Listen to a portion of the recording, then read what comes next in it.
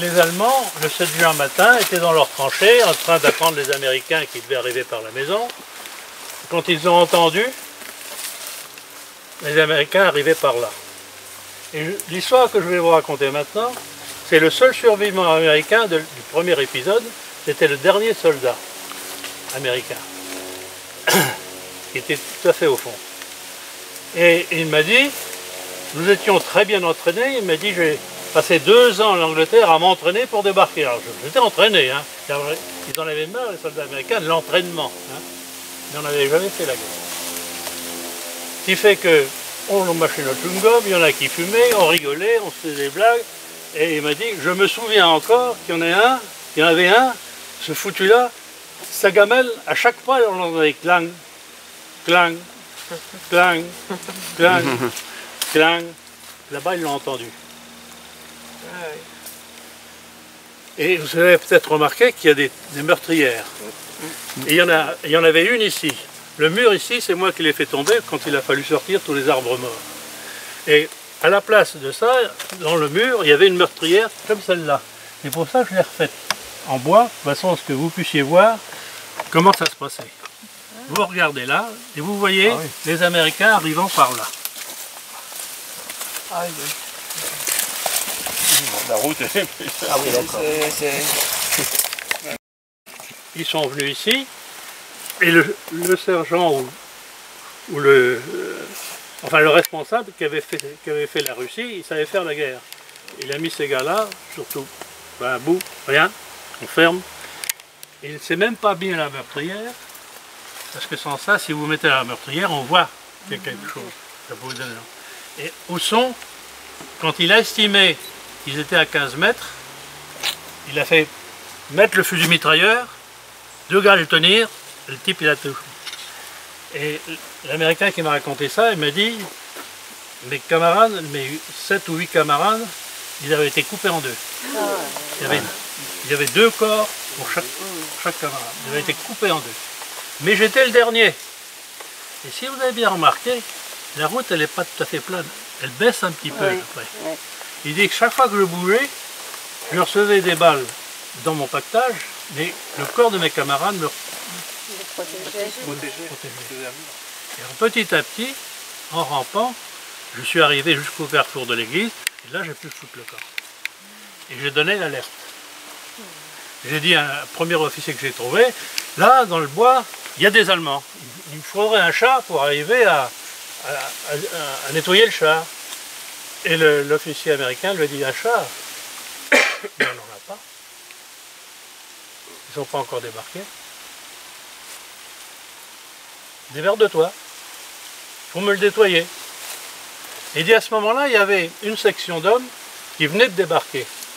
Et ils venaient de débarquer parce que dans leurs chaussures, il y avait encore de l'eau. Chaque fois qu'ils marchaient, on entendait les...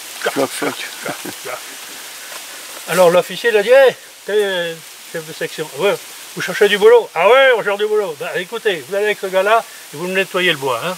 Alors allez-y. Alors ils sont revenus, non pas par là, mais ils sont revenus par les jardins de la commandanture. Alors on va se remettre dans la commandanture, qui sont donc de la famille qu'on a là, il y a un grand parc. Ils sont arrivés par là, toujours en train de parler, toujours en train de faire du bruit, toujours, on me disait, on n'avait rien appris. Hein. Ils sont arrivés au premier mur. Vous voyez qu'entre le mur qui est là et le mur ici, il y a un chemin, on vient de prendre passer une voiture. Le chemin qui arrive par là, tourne à l'angle droit et s'en va par là.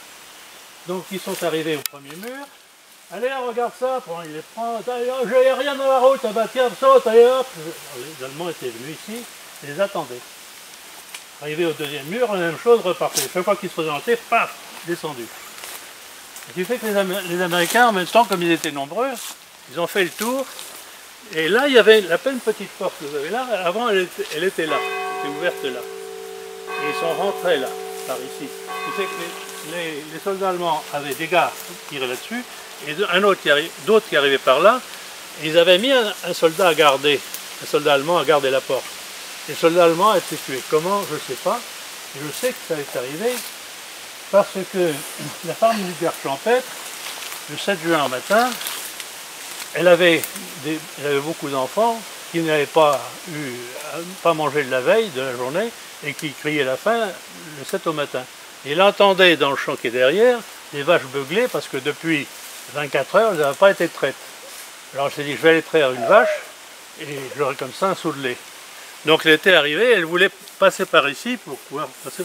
Elle a dit, je n'ai pas pu aller traire la vache parce que le soldat allemand était en travers de la porte, toutes les tripes à l'air, et je n'ai pas eu le courage de mettre le pied sur lui pour passer. Ce qui fait que je suis reparti.